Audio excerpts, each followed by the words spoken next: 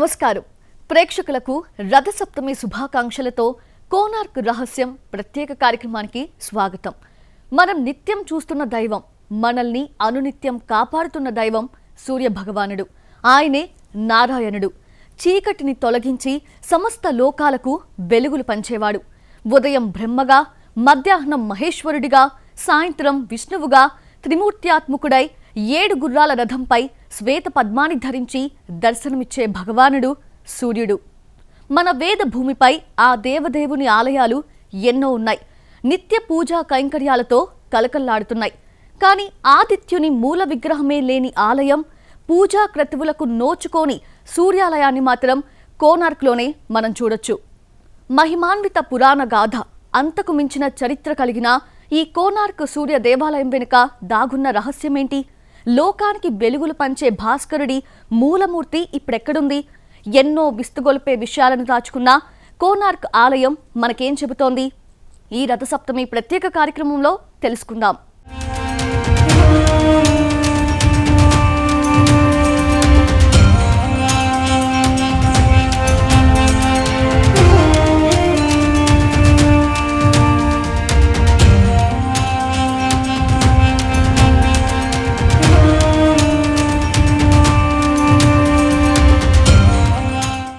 గాలిలో తేలే విగ్రహం ఉంది అంటారు. కాదు, అది అశోక చక్రవర్తి నిర్మించిన బౌద్ధ విహార ధామము అని మరికొందరంటారు. అంతులేని శిల్ప సంపద, మానవ మేధస్సుకు పరీక్ష పెట్టే విజ్ఞాన నిధి కోనార్క్ అని చాలా మంది ఆకాశానికెత్తుతారు. నిజానికి కోనార్క్లో ఏముంది తెలుసుకునే ముందు ఆలయాన్ని ఓసారి పరిచయం చేసుకుందాం.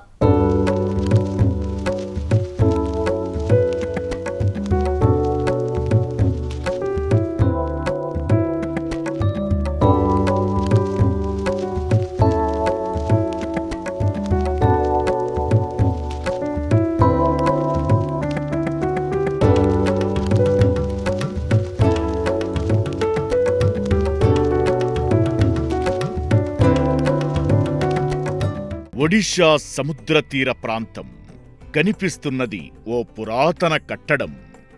ఇదే కోణార్క్ సూర్య దేవాలయం. మన పురాణాలు, చరిత్ర ప్రకారం సూర్య దేవాలయం గురించి ఆశాంతం తెలుసుకోవాలంటే ఓసారి విష్ణు పురాణంలోని గాథను తెలుసుకోవాలి. ఆపై ద్వాపర యుగంలో విహరించి చివరికి కలియుగానికి తిరిగి రావాలి. ఇది ఒకప్పటి ఉత్కళ రాజ్యం. ఇదే అందులోని పద్మక్షేత్రం. విష్ణు పురాణం ప్రకారం గయాసురుడనే రాక్షసుణ్ణి సంహరించే సమయంలో శ్రీ మహావిష్ణువు తన శంఖాన్ని పూరిలో, చక్రాన్ని భువనేశ్వర్లో, గదను జాజ్పూర్లో, కమలాన్ని ప్రస్తుత కోణార్క్ ప్రదేశంలో విడిచిపెట్టాడు.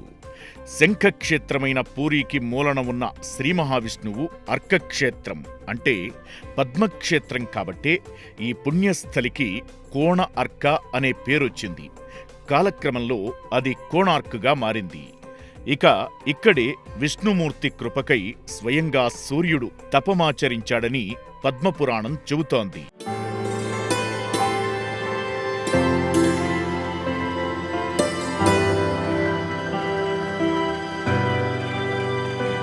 ఇప్పుడు ద్వాపరయుగానికి వెళ్ళొద్దాం. సూర్యకిరణాలు తొలిగా తాకే ఈ ఒడిషా నేలకు పద్మక్షేత్రం అనే పేరొచ్చింది సరే. మరి సూర్య భగవానుడు ఇక్కడ ఎలా కొలువయ్యాడో తెలుసుకోవాలంటే మీకు శ్రీకృష్ణుని కుమారుని కథ తెలియాలి. శ్రీకృష్ణుడు జాంబవతులకు జన్మించినవాడు సాంబుడు, అందగాడు, కృష్ణ పరమాత్ముడి కుమారుడు. అందున సుందరాంగుడన్న గర్వంతో ప్రతి ఒక్కరినీ ఆట పట్టిస్తుండేవాడు. అదే పనిగా ఓసారి నారదమునికి తన చేష్టలతో కోపం తెప్పించాడు. నారదుడు సాంబుడికి బుద్ధి చెప్పాలనే ఉద్దేశంతో గోపికలతో జలక్రీడలాడేలా ప్రోత్సహించాడు. ఆపై మాతృమూర్తులతో సమానమైన గోపికలు స్నానమాచరిస్తుండగా వారి చెంతకు సాంబుడు వెళ్లాడని కృష్ణుడితో చెప్పాడు. ఇది విన్న శ్రీకృష్ణుడు ఆగ్రహంతో, ఏ శరీరాన్ని చూసి నువ్వు మురిసిపోతున్నావో దానికి కుష్ఠువ్యాధి సోకి అందవిహీనుడవుతావని శపిస్తాడు. కుష్ఠువ్యాధి వ్యాపించి వికృతంగా మారిన కొడుకుని చూసి జాంబవతి చలించిపోయింది. నారదముని శాప విమోచనం కోరగా చంద్రభాగా నదీతీరాన అర్కక్షేత్రంలో సూర్యభగవానుడిని ప్రార్థిస్తే ముక్తి కలుగుతుందని నారదుడు తెలియజేస్తాడు. సాంబుడు చంద్రభాగా నదీ తీరానికి చేరుకుని కఠిన దీక్షను ఆచరించాడు. కొన్నేళ్లపాటు ఆదిత్యుని సాక్షాత్కారం కోసం తపస్సు చేశాడు. సాంబుడి భక్తికి మెచ్చిన భాస్కరుడు ప్రత్యక్షమై చంద్రభాగా నదిలో పుణ్యస్నానం ఆచరించమని సెలవిస్తాడు. శాప విముక్తికై సాంబుడు చంద్రభాగా తీర్థంలో స్నానం చేస్తుండగా అందులో సూర్యభగవానుడి విగ్రహం లభించింది. అలా శాపాన్ని పోగొట్టుకున్న సాంబుడు పద్మక్షేత్రంలో తనకు లభించిన సూర్యనారాయణుడి మూలమూర్తిని ప్రతిష్ఠించి ఆరాధించాడు. ఆ విధంగా ఇక్కడ సూర్య దేవాలయానికి తొలి బీజం పడింది. శ్రీకృష్ణుడి కుమారుడు సాంబుడు కోనార్కులో ప్రతిష్ఠించిన సూర్య విగ్రహం ఎన్నో కోట్ల ఉదయాలను చూసింది. ఎందరితోనో పూజలందుకుంది. అయితే మనం ఇప్పుడు చూస్తున్న కోనార్క్ నిర్మాణం వెనుక ఎంతో చరిత్ర దాగి ఉంది. కాలానుగుణంగా ఎన్నో మార్పులకు లోనవుతున్న ఈ ఆలయానికి వైభవం తీసుకొచ్చింది మాత్రం గంగ వంశానికి చెందిన లాంగుల నరసింహదేవుడు. అసలు ఈయనెవరు? కోనార్క్ దేవాలయం నిర్మించాలన్న సంకల్పం నరసింహుడికి ఎందుకొచ్చింది? ఆలయ నిర్మాణ సమయంలో ఓ బాలుడి ఆత్మార్పణ నిజమేనా? ఇప్పుడు తెలుసుకుందాం.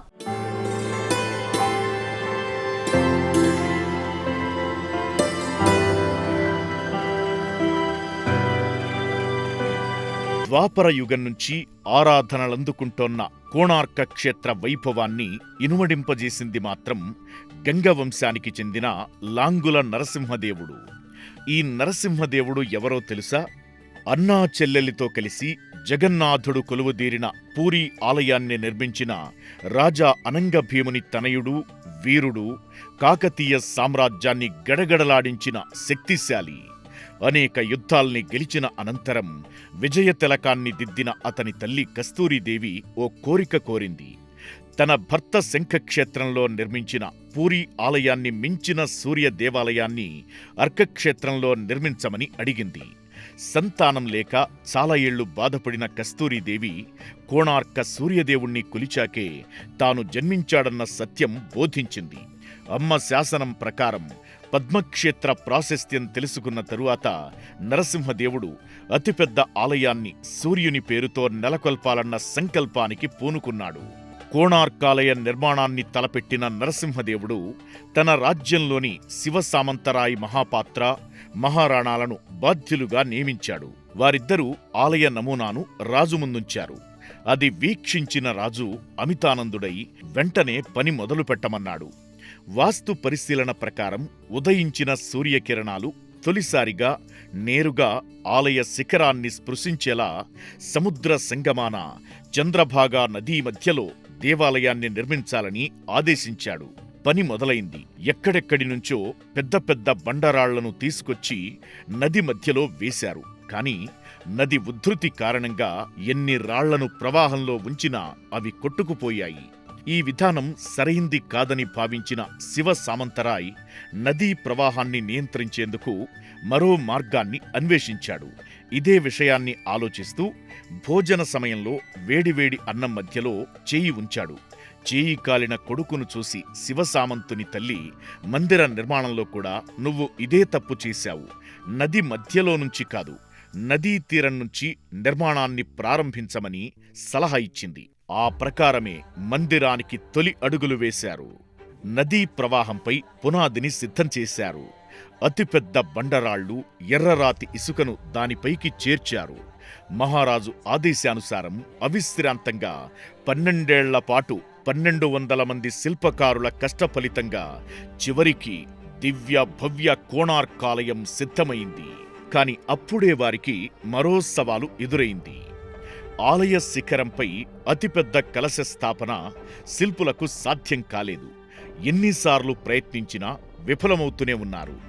ఆలయ ప్రతిష్టాపన కోసం నిరీక్షిస్తున్న రాజు కేవలం ఒక్కరోజు మాత్రమే గడువిచ్చి పూర్తి చెయ్యలేకపోతే ప్రతి ఒక్కరి తలను ఖండిస్తానని ఆజ్ఞాపించాడు. అదే సమయానికి కోణార్క క్షేత్రానికి శిల్పకారుడు, కార్యనిర్వహణాధికారి మహారాణా కొడుకు చేరుకున్నాడు. ఊహ తెలిసిన నుంచి తన తండ్రిని చూడలేదన్న బాధతో, ఎలాగైనా ఆయన్ని కలుసుకోవాలనే ఆశతో ఇంటి నుంచి బయలుదేరాడు ఆ 12 ఏళ్ల బాలుడు. సరిగ్గా అతను ఆలయం చెంతకు చేరుకునే సమయానికి శిల్పకారులంతా దిగులుతో కనిపించారు. సమస్య తెలుసుకున్న మహారాణా కుమారుడు కార్యాన్ని తాను పూర్తి చేస్తానని చెప్పి దైవబలంతో తనకు చిన్ననాడే అబ్బిన వాస్తు శిల్పకళా విద్యతో నిజంగానే ఆలయ శిఖరంపై కలశాన్ని విజయవంతంగా నెలకొల్పాడు. ఆ వెంటనే గర్భగుడిలోని సూర్యదేవుని మూలమూర్తి గాలిలో తేలియాడింది. అందరూ సంతోషించారు. కాని కొందరు మాత్రం 12 సంవత్సరాల్లో తాము పడిన కష్టమంతా 12 ఏళ్ల బాలుడి నైపుణ్యం ముందు తుడిచిపెట్టుకుపోయిందన్నారు. ఈ విషయం తెలిస్తే మహారాజు కోపోద్రిక్తుడవుతాడని, తమకు చావు తప్పదని ప్రచారం చేశారు. ఓవైపు కార్యనిర్వహణాధికారిగా, మరోవైపు తండ్రిగా మహారాణా తర్జన భర్జన పాఠం చూశాడు ఆ బాలుడు. తన తండ్రి అపరాధి కావద్దనుకున్నాడు.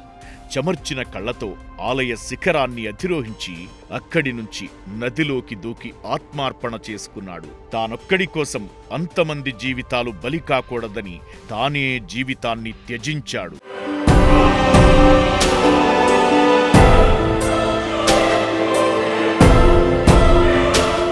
పూర్తయిన ఆలయాన్ని, గర్భగుడిలో గాలిలో తేలుతున్న సూర్య భగవానుడి విగ్రహాన్ని చూసి రాజా నరసింహదేవుడు ఎంతగానో సంతోషించాడు. వెంటనే ప్రాణప్రతిష్ఠ చెయ్యాలన్నాడు. అయితే ఇది సరైన సమయం కాదన్నాడు శివసామంతరాయ్. ఆ మాటల్ని పట్టించుకోని నరసింహదేవుడు తాను అనుకున్న ముహూర్తానికే ఆలయ ప్రాణప్రతిష్ఠ గావించాడు. కాని రాజు ఆనందం ఎన్నాళ్ళో నిలవలేదు. తొలుత ఆలయంలోని అతిపెద్ద సింహం విగ్రహం ఒక్కసారిగా కూలిపోయింది. ఆపై ఒక్కొక్కటిగా స్తంభాలు నేలకొరిగాయి. మహాకోణార్కాలయ వైభవం మసకబారింది.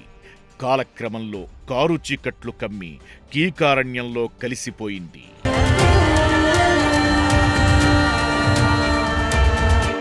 ఎన్నో వింతలకు ఆలవాలం కోనార్క్ దేవాలయం.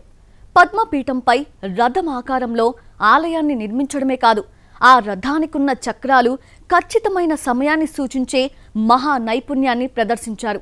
ఒక్కటా రెండా చెప్పుకుంటూ పోతే కోనార్క్ ఆలయం నిండా విస్మయపరిచే విషయాలే. రండి, చంద్రభాగ తీరాన ప్రస్తుతమున్న కోనార్క్ దేవుని కొలువుకూటంలోకి అడుగు పెడదాం.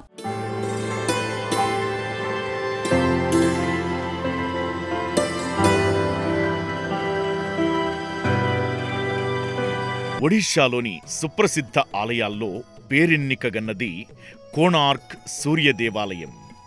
బంగాళాఖాతానికి అత్యంత సమీపంలో చంద్రభాగా నదీ సంగమ ప్రాంతాన ప్రస్తుత ఆలయం మనకు కనిపిస్తుంది. పూరీ క్షేత్రానికి ఇది 35 కిలోమీటర్ల దూరం. ప్రపంచవ్యాప్తంగా భారతీయ శిల్పకళకు ప్రత్యేక స్థానాన్ని తీసుకొచ్చిన అపురూప కట్టడమిది. యునెస్కో గుర్తించిన వారసత్వ సంపద కోణార్క్ దేవాలయం. కొందరు పురాతన ఆలయంలో ఏముందని ప్రశ్నించినా అపూర్వ చరిత్ర, అంతుబట్టని రహస్యాలు తెలిస్తే మాత్రం నేటితరం ఆశ్చర్యపోవడం ఖాయం. భారతీయ వాస్తు శిల్పకళా చాతుర్యానికి నిలువెత్తు నిదర్శనం ఈ కట్టడం. దీనిని ఆలయం అనడం కంటే ప్రతి ఒక్కరూ సందర్శించాల్సిన విశ్వవిద్యాలయంగా పేర్కొనాలి.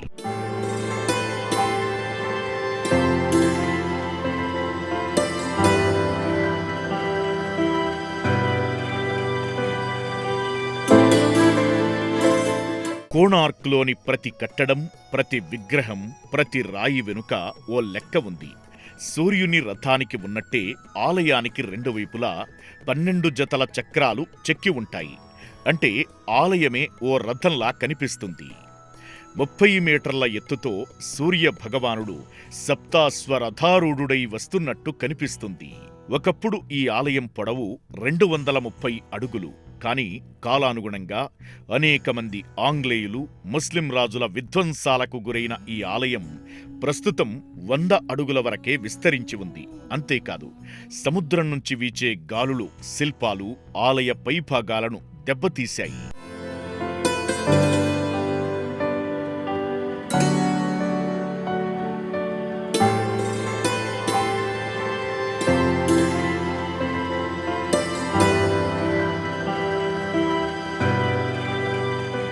గుడితో పాటు ప్రవేశ ద్వారాన్ని సైతం ఎత్తైన పద్మపీఠంపై నిర్మించడం ఇక్కడి ప్రత్యేకత.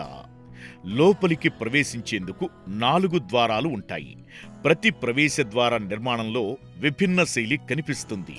సూర్య దేవాలయం మరో ప్రత్యేకత ఏంటంటే ప్రతి ఉదయం భానుడి లేలేత కిరణాలు ప్రధానాలయ ప్రవేశద్వారం మీద పడేలా ఎంతో శాస్త్రీయంగా నిర్మించారు. అదే ప్రవేశద్వారం దగ్గర 2 భారీ సింహాల శిల్పాలు ప్రత్యేకంగా స్వాగతం పలుకుతాయి. ఇవి మదపుటేనుగులను కింద పడేసి తొక్కుతున్నట్టుగా కనిపిస్తాయి. సూర్యుడు వల్ల ప్రకృతి పొందేది 1 వెలుగు, 2 నీడ. వీటినే సూర్యుని భార్యలు ఉషా, ఛాయాదేవిలుగా వర్ణిస్తారు. వారి విగ్రహాలను సైతం మనం చూడొచ్చిక్కడ. అన్నింటికంటే ముఖ్యంగా మనం చెప్పుకోవాల్సింది రథచక్రాల గురించి. నీడతో కాలాన్ని అంచనా వేయగలిగేలా నిర్మించిన అతి విచిత్ర నిర్మాణ చతురత ఇది. ఇటీవలే భారత ప్రధాని మోదీ సైతం ప్రపంచ వేదికపై ఈ చక్రాల గొప్పతనాన్ని పరిచయం చేశారు. అసలు ఈ ఆలయ ప్రధాన ఆకర్షణే ఈ చక్రాలు. మొత్తం 12 జతలు అంటే 24 చక్రాలు నిర్మించారు. ఈ చక్రాలపైనే 7 గుర్రాలతో కూడిన రథాన్ని నిర్మించారు. కోణార్క్ చక్రం యొక్క భ్రమణం కాలచక్రంతో పాటు పురోగతి, నిరంతర మార్పును సూచిస్తుంది. ప్రతి చక్రం 8 పెద్ద చువ్వలు, 8 సన్నటి చువ్వలు కలిగి ఉంటుంది.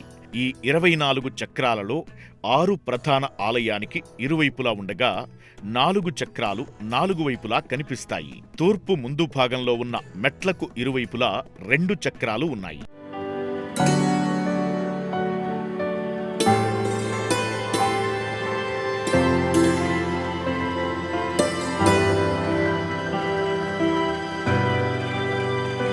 ఇక ఈ చక్రంలోని 8 పెద్ద చువ్వలు 3 గంటల వ్యవధిని సూచిస్తాయి.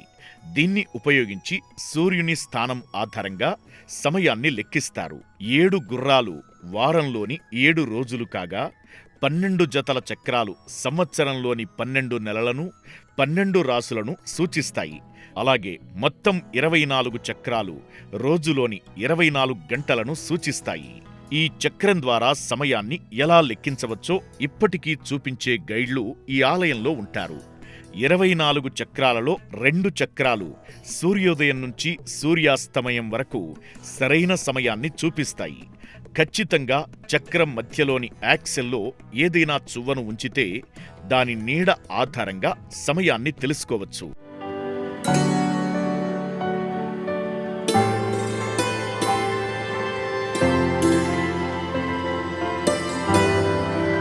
భువిపై వెల్లివిడిసిన నిరుపమాన కళాకుసుమం కోనార్క్ దేవాలయం. సంప్రదాయ నిర్మాణ శైలిలో రేఖ, భద్ర, గౌరియా వంటి రీతులుంటాయి. కోనార్క్ సూర్య దేవాలయం రేఖా సంప్రదాయానికి సంబంధించినది. ముఖమండపం తర్వాత విడిగా నాట్య మండపం ఉంటుంది. దీనినే రంగమండపం, భోగ మండపంగా వ్యవహరిస్తారు. ఈ మండపం గోడలపై నర్తకీమణులు, వాయిద్యకారుల ఆకృతులు చెక్కబడి ఉంటాయి. గోడలపై ఉన్న నాట్య భంగిమలు భరతనాట్య నృత్య రీతులకు మూల భంగిమలుగా గోచరిస్తాయి.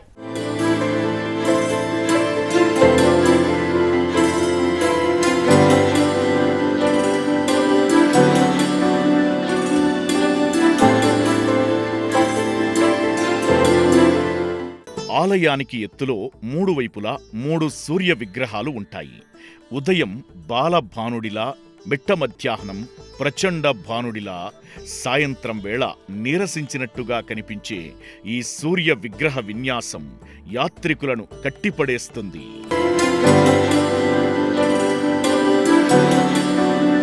సాంబుడి తపోవనం తప్పక చూడాల్సిన ప్రదేశమిది. కృష్ణుడి కుమారుడు సాంబుడు తపస్సు ఆచరించిన స్థలమిది. ఇక్కడున్న పురాతన వటవృక్షం కింద ఆదిత్య హృదయం, 12 ఆర్యస్తుతి పఠిస్తే రోగ విముక్తులవుతారని ప్రశస్తి. ఇక పుణ్యధామానికి విచ్చేసిన భక్తులు ఒడిషా ప్రాంతపు ప్రత్యేక పూజల్లో తరిస్తుంటారు. దోషాలు పోగొట్టుకునేందుకు భగవానుడు తాకిన మట్టిలో పిల్లల్ని ఉంచి క్రతువును ఆచరిస్తారు.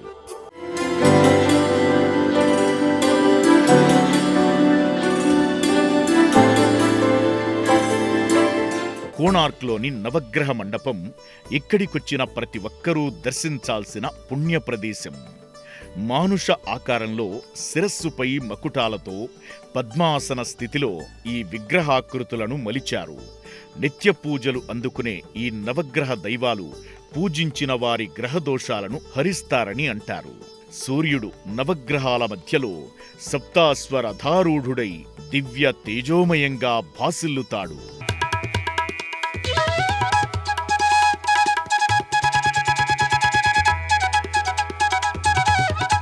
కోణార్క్కి వచ్చే భక్తులను ఆకర్షించేది ఇక్కడి మ్యూజియం. గుడి కట్టే ముందు పడవలో బండరాళ్లను చేర్చిన విధానం నుంచి విధ్వంసానికి ముందు ఆలయం ఎలా ఉండేది, ఆ తరువాత ఎలా మారింది, గర్భగుడిలోని ఒకప్పటి పద్మపీఠం నమూనా వంటివెన్నో మనం తిలకించవచ్చు.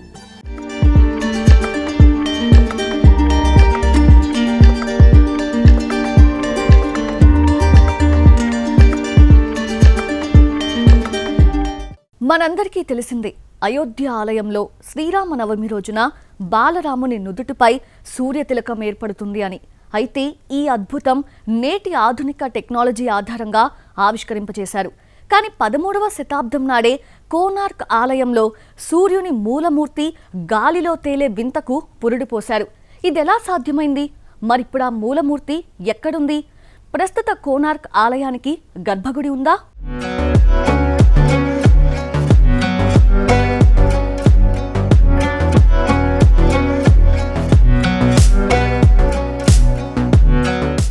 కోణార్క్ దేవాలయంలో అద్భుత రహస్యం సూర్య భగవానుడి మూలమూర్తి. ఈ విగ్రహం ఇనుప ఖనిజ మిళిత రాతి విగ్రహం. విశాలమైన గర్భగుడిలో ఏ ఆధారం లేకుండా మూలమూర్తి గాల్లో తేలేదంటారు. ఇదెలా సాధ్యమైందంటే, ప్రధాన ఆలయ శిఖరం కోసం 52 టన్నుల భారీ అయస్కాంతాన్ని అమర్చారు. అంతేకాదు, మరికొన్ని చిన్న చిన్న అయస్కాంతాలను ఆలయంలోని మూలల్లో ఖచ్చితమైన దూరాల్లో ఏర్పాటు చేశారు. వీటి ఆధారంగానే గర్భగుడిలోని మూల విగ్రహం ఏ ఆధారం లేకుండానే గాల్లో తేలి ఉండేది. మళ్లీ ఈ అయస్కాంత క్షేత్ర వ్యూహం ప్రపంచంలోని ఏ ఆలయంలోనూ ఇప్పటికీ కనిపించలేదు.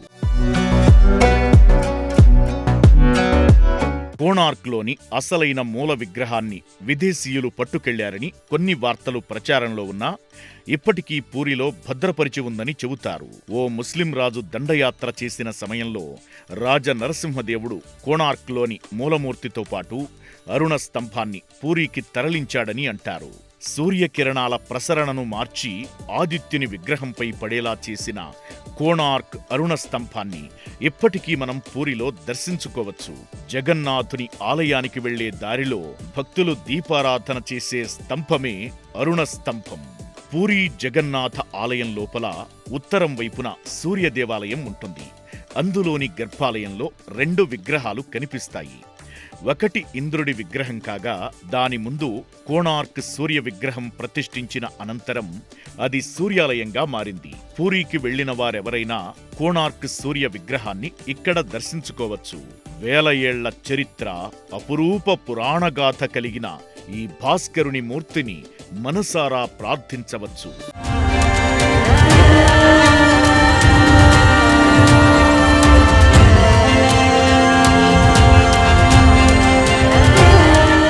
ఈ రథసప్తమి వేళ ఆ భాస్కరుడి కృపా కటాక్ష వీక్షణలు మనందరిపై ఉండాలని కోరుకుంటూ మరో ప్రత్యేక కార్యక్రమంలో మళ్ళీ కలుద్దాం. అంతవరకు సెలవు. నమస్కారం.